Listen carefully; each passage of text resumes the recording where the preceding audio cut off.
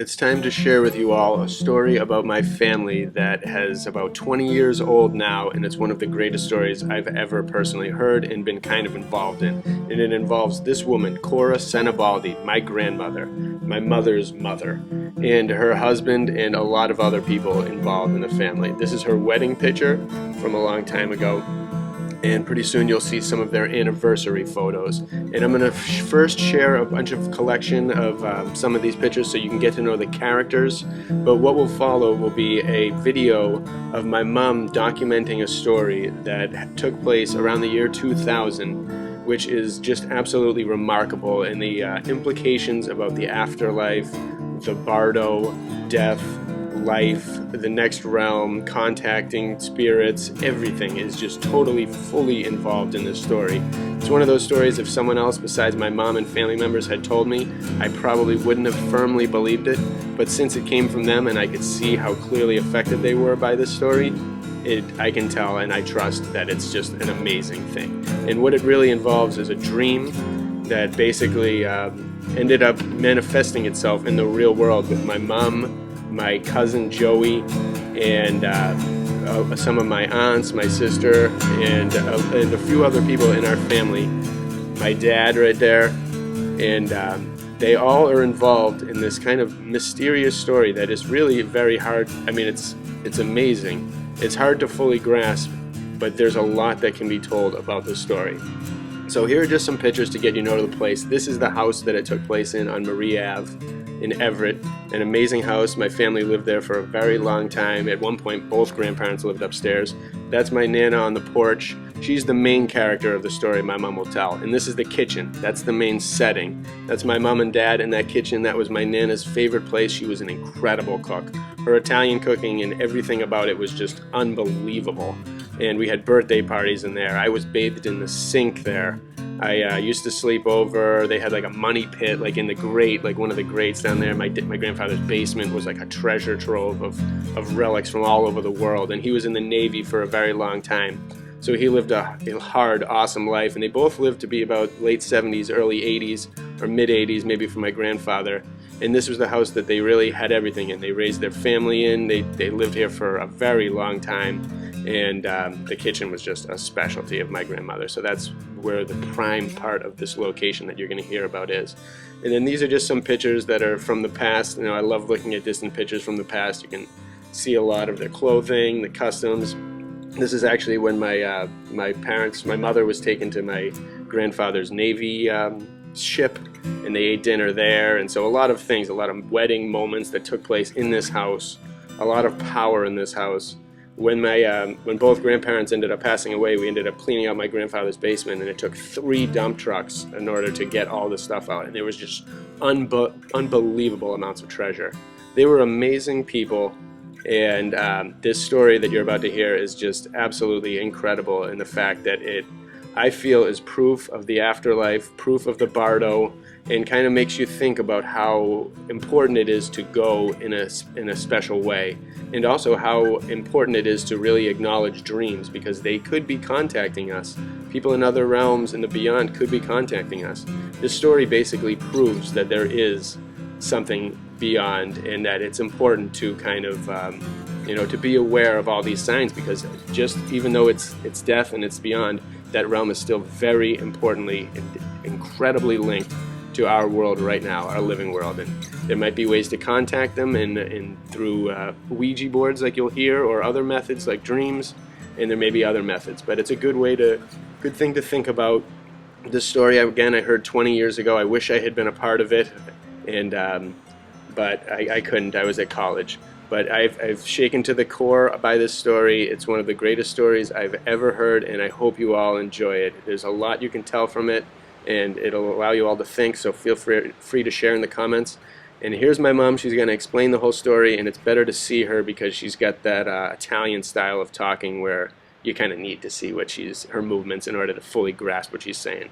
So try to bear with it. I hope you're not confused. If you are, go back, look at some of those pictures, and you can get a reference to who the people are and the characters of the story, the true story. So either way, enjoy this amazing mystery of the universe. Bless you all. Here's my mom. All right, so I guess just say, so when did Nana pass away? Uh, Nana and Papa passed away in 1995. And Let's see, so it was 5 years after she passed away, and she had from the brain tumor. And so her nieces, her sister's daughters, her sister Jenny had 7 kids, and she had 2 of the daughters of hers came to Joey's house while he was living on Marie Avenue. The old house. They didn't even, and he was living in her old apartment, Nana's old apartment. And he was ready to move like in another month. He was going to, another 2 months, he was moving to Arizona. Oh, wow. So they both came to him, they knocked on his door, and they introduced themselves. They said, you know, we're your grandmother's nieces, and we wanted to talk to you. Are you Joey? And he said, yes. And they said, well, can we come in? We want to talk to you about something, about your grandmother. So he invited them in, and they told him that they both individually had dreams about my mother. And in the dream, she came to them and told them that she didn't know where she was. And that they told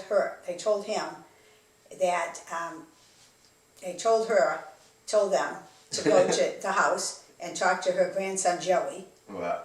And to her old house and talk to her grandson Joey. Now, how did she know he was living there? I don't know, because DiNo was living there after she died. Oh, yeah. DiNo bought the house. So Dina still owned the house, but then she moved out, and then Joey was living there. And in a dream, Nana knew that Joey was there. In the dream, yeah, she knew that Joey was there. Wow. So she said that she didn't know where she was. She didn't know what happened to her, and she could find out if they went and talked to Joey, and then if Joey talked to me. Wow. She said, and then they mentioned her daughter Angela. Wow. In both dreams. In both dreams. So they both had, when they started talking, they realized they both had the same exact dream, that she came to them, and both of them, and told them that she needed to know what happened to her, and that Joey and I could help her figure out what happened to her. So then Joey called me. It was on a Sunday night, I remember. He called me, and he said, that doesn't make any sense. You know, how does she not know what happened to her? And I said to him, it makes a lot of sense, because when she died, she had a brain tumor, and she was out of it. So she didn't know what happened to her. The last thing she knows is that they said to her, you have a brain tumor, but she didn't know that she died. Wow. It wasn't like she was suffering like Papa, and he knew he was going to die. She didn't know she was going to die. So so it makes sense that she didn't know where she was or what happened to her, because she had no idea that she was dying. So Joey said, oh my gosh. So I said, what are you going to do? And he said, well, what do you think we should do about it? So I said, well, talk to your mother. I said, she's very spiritual. And Auntie Sandy was very upset, because she said, well, why didn't they ask for me? Why did they ask for you? I said, I don't know. So Joey told Auntie Sandy, and then we told Dina, and Auntie Pauline said a similar thing happened to her with a guy she used to work with from the high school. That he died of a heart attack very suddenly while he was in London.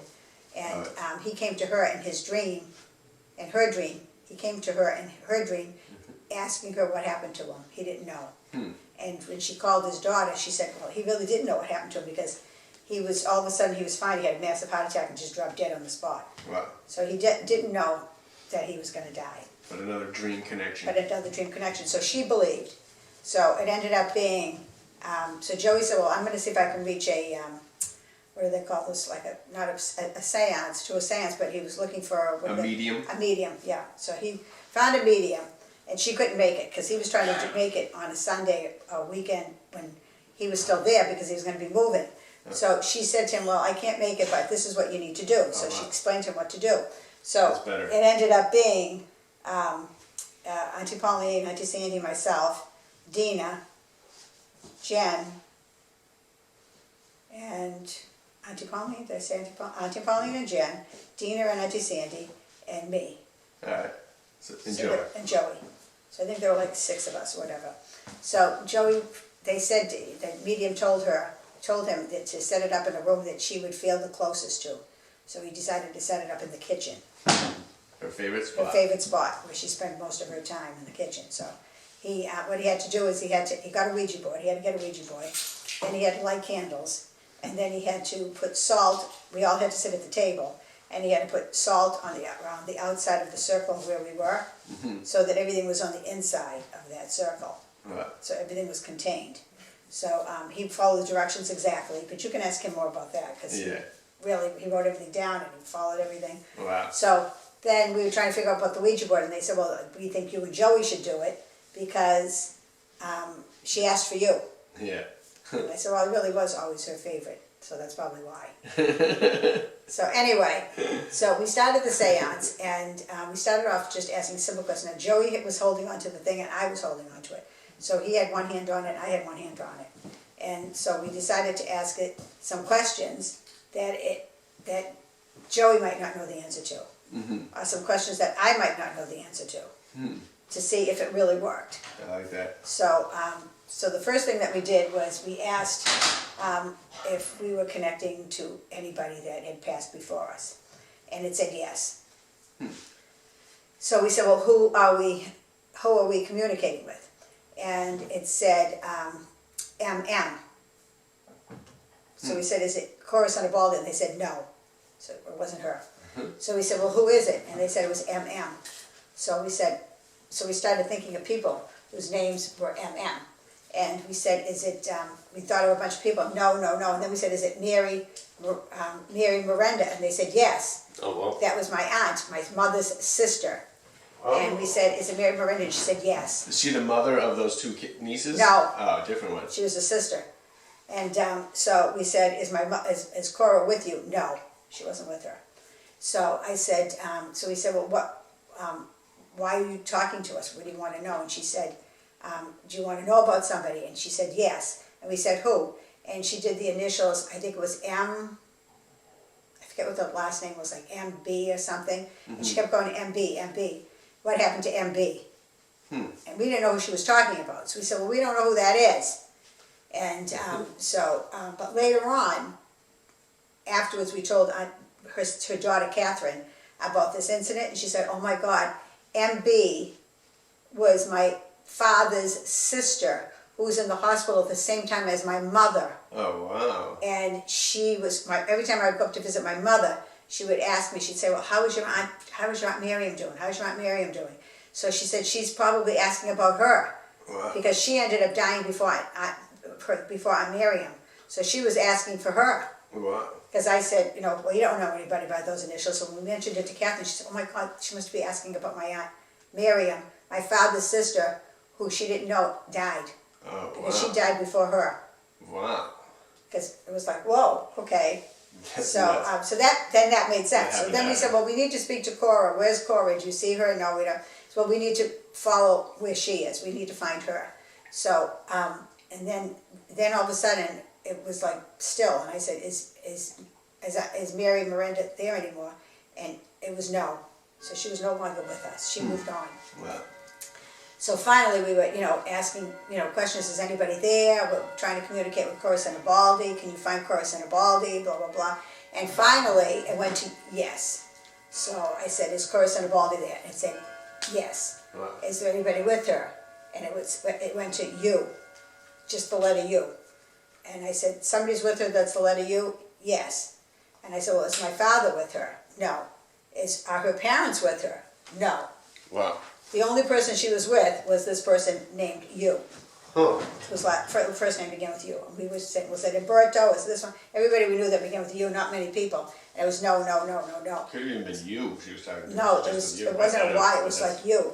Wow. So I said, so it's somebody whose first name begins with U. Why? So now Auntie Pauline's getting impatient. She said, we don't want to talk to you. We want to talk to Cora Baldi. So I said, we have some questions for Cora Baldi.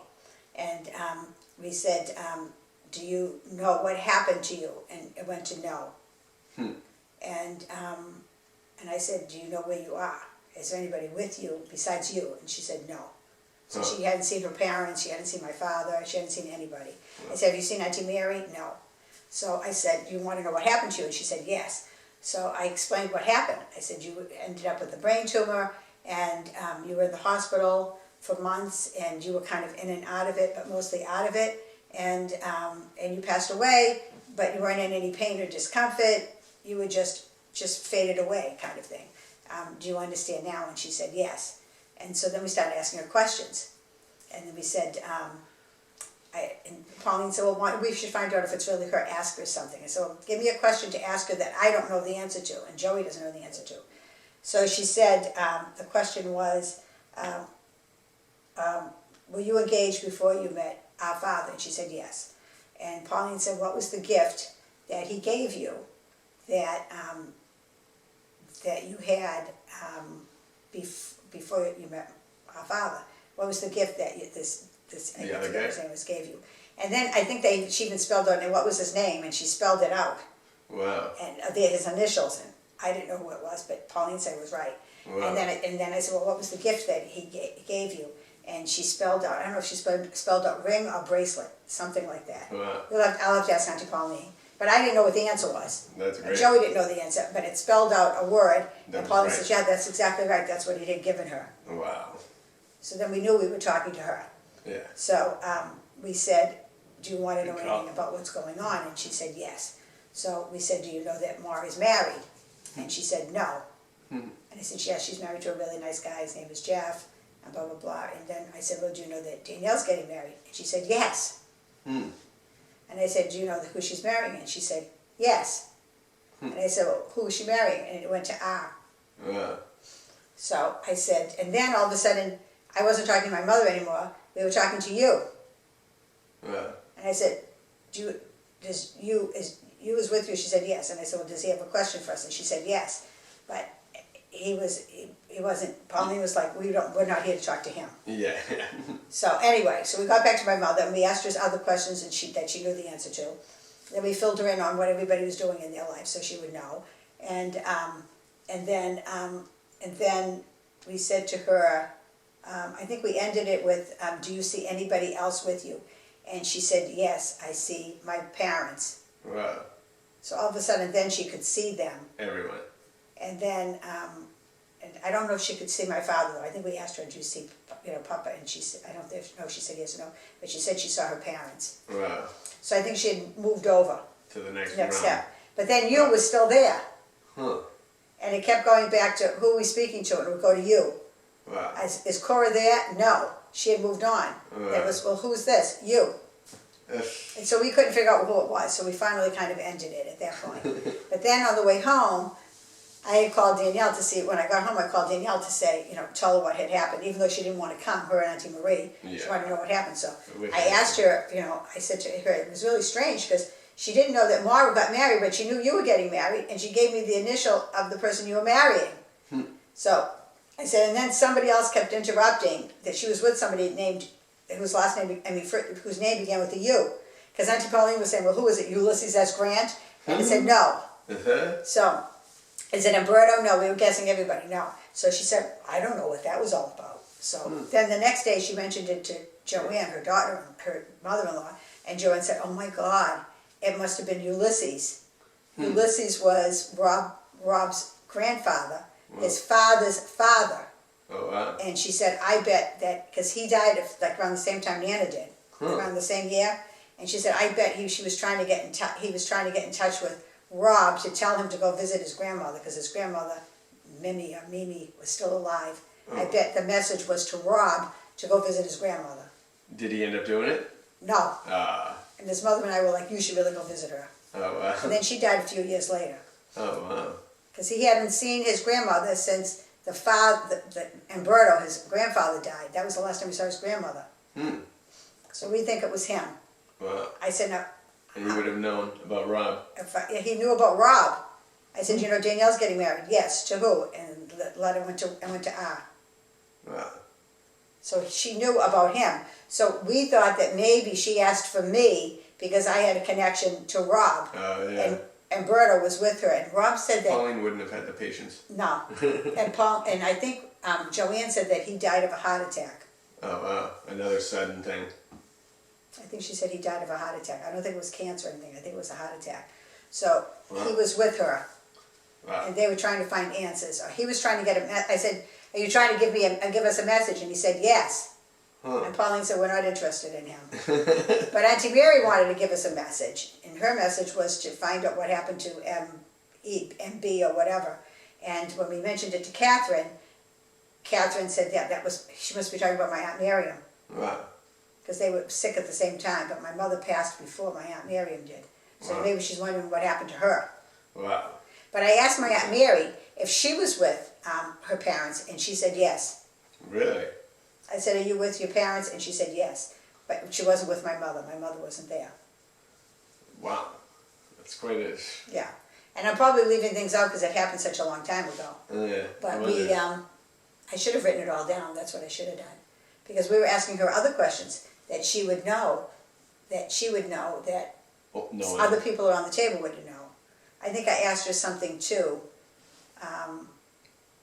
because I mentioned one thing to her before she died, and when she was sitting there, laying there, because the doctor said you could talk to her and she'd probably understand you, but can't respond. but can't respond. So I talked to her and I said, do you remember that I was with you the day in the hospital? And she said yes. And so I said, I gave you a message when I was in the hospital with you. Did you get it? And she said yes. Wow. So I don't know. But it made me feel better that I felt like I had closure with her. Because with her, there was no closure. For her, there was no closure because she died with a brain tumor and she was unaware that she was dying. With my father, there was closure because he knew he was dying. Didn't you say she could only talk in numbers at one point? She could talk in numbers. So she would, every time I'd come, which is strange for a woman who was so wordy, because she had a wonderful vocabulary. She always played word games and did crossword puzzles and jumbles and all that. So she would always say 4. And then it finally dawned on us that what she was saying when I was there was 4 because I was daughter number 4. That's how my father referred to us, daughter number 1, daughter number 2, daughter number 3, daughter number 4. So once in a while she'd come out of it, and then she'd go back in. And the nurses would say that she was, a lot of times when they would go in there to take care of her, they said she's really funny, and sometimes she's lucid, and she talks, and she really, makes us laugh. She's really a nice person. And so one night, I went up to see her. We were going, Auntie Sandy and I were going to Vegas, because Uncle Joe and Uncle Jack and your father went on the Colorado River ride down to Van Canyon. Oh, yeah. And Sandy and I were going to meet them in Vegas after they finished. So I was going to meet Sandy in Everett, so I could just make sure the papa was okay before we left. And because he was living at home at the time, even though he was sick, he was really failing. But Auntie Marie and Auntie Pauline were going to stick around to take care, make sure that he was all set. So, and she was still alive at the time. So on the way to Everett, I don't know what made me stop, but I was going by Spalding. I said, I'm going to just stop in and see my mother. But Auntie Marie had been there that afternoon, and my mother didn't say anything to her at all. She was completely out of it. And she would do that sometimes. Very rarely do we ever get her to talk, and usually it was in numbers and stuff. It was nonsense stuff, So I decided I was going to stop by the hospital. So I stopped by about 8:30 at night, and she was awake. And I said to her, do you know who I am? And she said, yes. And then she said to me, then she started talking to me. Like, it was like normal. She said to me, do you remember when you used to go to Glenda's Cottage in New Hampshire when you were a little girl? And I said, yeah. And we started talking about Glenda's Cottage and how I used to go there, and how the first time I went, how I was homesick, and I wrote letters home, come and get me, and stuff like that. And she was talking about that. Then we were talking about a TV show that was on. She said, I remember watching the show. It was a Dick Van Dyke show where he was a doctor. And we started talking about that. Then we talked about a book that she had read. And she felt like she was in the book, like that she was part of her. I think it was one of the books by Robin Cook, who was the medical writer. Oh, yeah, wow. But we had this really nice conversation, and I didn't want to leave. Because she was so lucid, and we talked about things that I did when I was a kid, and she was bringing things up, like, Glenda's Cottage and things like that, and so we were having a nice conversation, and I hated to leave, but I had to meet Auntie Sandy, so I ended up saying goodbye to her, and I said, we're going to Vegas because the guys are coming back from a trip, and Sandy and I are going, we'll have fun, and she had done this beautiful conversation with me. Wow. So then, when I spoke to Sandy, I said, oh my God, I said, I should have called you from the hospital to have you come up. I didn't know how long it was going to last, but she was talking to me we had a conversation. It was the last conversation I had with my mother that was lucid, that she knew who I was, and we could talk about things that had happened to us. Wow. And Auntie Marie was highly insulted because she said she had been there for like an hour in the afternoon and she didn't say anything to her. She was awake, but she wasn't talking to her. Oh, wow. Interesting. But she talked to me, and that was the last time she talked to anybody, I think. Wow. And I said it's because she always liked me better. That's why she talked to me, but she did. I couldn't believe it. And the nurse came in, and then she had to change her and everything. So the nurse came in, and then I'd said goodbye to her. But the nurse said she does this often, where all of a sudden she doesn't talk at all, and then all of a sudden she'll come out of it and she'll carry on a conversation with you. Wow. I think the last time she talked to Auntie Sandy, she said she wanted a cigarette. I wonder if anyone got her one. No, I don't think anybody did, but Auntie Sandy said we should have brought her down in the wheelchair to the outside and let her have a cigarette. What a difference would it have made? Yeah. It would have made her happy. She would have loved that. So that was really weird though, Wow. and then that was it. She never spoke to me after that. And that was like in August, and when it came back, she died shortly after that. I think August 15th, I think she passed away. Oh, wow. The 16th, 15th or the 16th. And Auntie Marie's birthday. Oh, wow. But yeah, so Auntie Marie was upset because she talked to me, but she didn't talk to her. Oh. We really had this nice conversation. I couldn't believe it. I was telling Auntie Sandy, I said, I can't believe it. How long was it? It was like, I was there for like a half hour. Oh, wow. Nice. And like I said, I hated to leave, but the nurse was coming in, she had to change her and get her ready for bed, so I ended up leaving. But she really was talking up a storm. And then I went to visit my father, and I told him, he said, he was completely in denial. Oh yeah, she's getting better, she's going to come home. I said, yeah, that's not going to happen, but he would take no for an answer. But he knew he was dying. Yeah. Oh, when his time? Yeah, I mean, when it was time, he wanted to stay home, and he stayed home, and then 2 weeks before he passed away, he said, I think it's time for me to go to the hospital. Yeah. But he had lots of moments like that where he had to go to the hospital, and we thought he was dying, and then he'd bounce back, and he'd come back home again. So he went through a lot. And one time I visited him in the hospital, and of course we go to the military hospitals, and he said to me, I don't know what I'm doing here. These guys are all ready to ship out, and I'm not ready to ship out yet. What am I doing here? And then he eventually came home. So he would go back and forth, back and forth. Every time he'd go in, they'd say, oh, this is it. And then he'd bounce back and he'd say, I don't know why I'm here. These guys are shipping out. I'm not ready to ship out. He wasn't ready to ship out. But then after my mother passed away, he wasn't as, he was angry that she was gone. Yeah. And he was not happy about it. And he just became very angry with everybody. He was yelling at everybody and everything. And then, but when it was time for him to go to the hospital, to die, he actually said, I need to go to the hospital. Yeah. And then he was there for like maybe 2 weeks or 10 days, and he passed away. 8 weeks after her. 8 weeks after her? Wow. Yeah. That's intense. Yeah, and he must have went right over. Yeah, he must have gone right over. But he knew he was dying. Yeah. But the doctor said he said, who's Cora? And I said, that's my mother. He said, he's been calling her. Wow, that was probably intense. So when she crossed over, she probably liked the break without him. Yeah. Kind of. Yeah, because he did drive her crazy. As we all knew afterwards, after she was gone, how nuts he was. He drove us all crazy. So I think that's it, but Auntie Sandy might remember things that I didn't remember. No, that was great. And Joey definitely remembers things that I didn't remember, I'm sure. Joey, yeah, I'll have to have a second part or something. Yeah, you'll have to do that. But ask Auntie Sandy, I'll ask Auntie Pauline when I see her too about the experience, because she probably remembers things that I don't remember either, like what other questions we asked. Yeah. And things like that. Yeah, see if anyone, maybe even Joey will have something, a tidbit tonight to talk about. Yeah, because I know he prepared for it, but he was like in shock when these two cousins came to visit, and the two nieces came to visit, and he didn't know who they were. That's nuts. And they didn't know, they said, are you Joey? Now, how did they know he was living in that house? Because DiNo had been living there. That is nuts.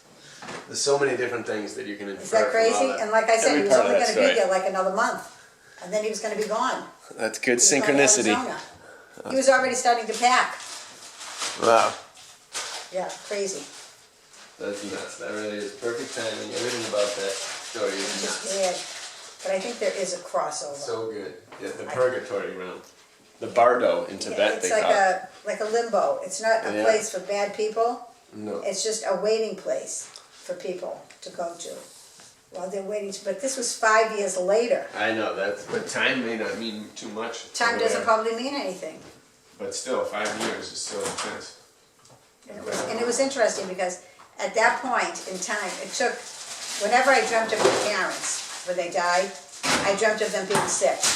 Like I dreamt of my father always being angry. I dreamt of my mother always looking sick. But after like 5 years came, when I dreamt of them, they were healthy. They were happy. And I wonder if it's after she crossed over that the dreams got better. Because I used to wake up from dreams from my father, and I would be like shaking because he was such an angry person at the end. Yeah. And but then after like 5 years, he was more of the funny person that he had been. The good stuff. Yeah, and my mother, instead of looking sick, looked the way she always looked. Yeah. You know. Vibrant. Yeah. So that 5 year mark, but it lasted for 5 years that they were like that in my dreams. It was awful. Wow. And then after that, when I dreamt of them, they were healthy and they were laughing and it was good stuff. Wow, that's great. So maybe it does take 5 years to cross over for some people. For some. Or it probably takes that moment, that realization or something. She needed that. It could have been, however, how the dream, just them contact, everything about it. There's so much good stuff there. I They love say that. that in a dream sometimes you can contact people that have died. I had that dream of Grammy and Grampy when after they had passed away, that they like were riding bikes into this bright light. Yeah. And I had fallen off my bike. It was after a party at like what seemed like an Everett or like a Quincy place. And they went riding on their bikes, and I followed them, and I like left the party, and then we were like went to some pathway. It was like the high tension wires or some old like city like park area, and I fell over like laughing, and then they like rode off into this bright light that got like brighter and brighter. I wrote that dream down. Yeah. But that was good. I like that. I told you, Jane's They got, went right after it. Jane's got a whole book of it, of things like that, people's thoughts about that. We'll have to check that out. Maybe we'll talk to Jane at some point. But that is good She stuff. interviewed a bunch of people, and each chapter is about somebody different.